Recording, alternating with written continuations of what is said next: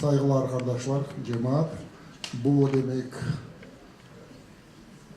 iftarga çağırgan, teşkilatlandırgan adamlarga men çoktan çok sağ ol demek isteyim. Bu bir. İkinciden, buna menden evvel aytılgan pek yaxşı sözler var idi.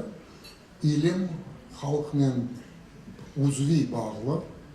İlimsiz demek halk yok. İlimsiz demek halkın tarihi yok. İlimsiz halkın tili öz-özüne yok ola. Mana bu yerde demek menden evvel çıkan arkadaş o pek yaxşı gösterdi. Bizim demek ilmi ocaklarımız yani peyda olganda ularını kapatmağa tırışalar. Bu biz için yanlış idi. Tarihta öyle oldu, öyle olar ve eğer gözümüzü açmasak öyle de olup gelecektir. Kim kese kesin, bunu demek emniyeti yok. Halkımızı saklap kalmak için, tilimizni, medeniyetimizni saklap kalmak için elbette birinciden iktisadi esas gerek. Ana bu hayriye cemiyetleri de şunun için teşkilatlandırılan. Halkımızın tarihi demek şu bu yerde aytılgan gibi 13. 14. asırdan başlamay.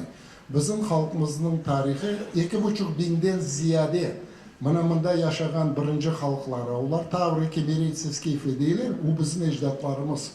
Onların bizim o kadar büyük kahramanlarımız var idi ki, ana o kahramanlarını bizge unutturdular. Ana o kahramanlarımızı tiklesek bizim demek yaşlarımız onlardan numune alacak. Ve ileride de demek halk saklanıp kalar degen bir fikirdemiz. Eğer de demek halkın demek tarihini, kahramanlarını, bir hakiki kahramanlarını biz göstermesek, kimden numune alacaklar? Buna bu siz yaxşı bilesiz, demek sonki vaxtları peyda olgan Kırım Tatar halklarının rehberleri.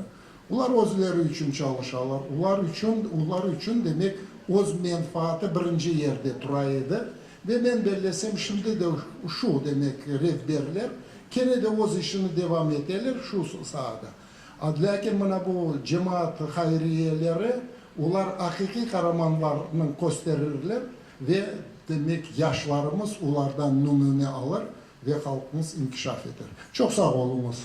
Elbette kitap hakkında birkaç sözü aytacak olsak, bu kitapını demek çok yazık ki bir yılga yakın vermediler, baskan son çıkar, bizim kolumuzga vermediler.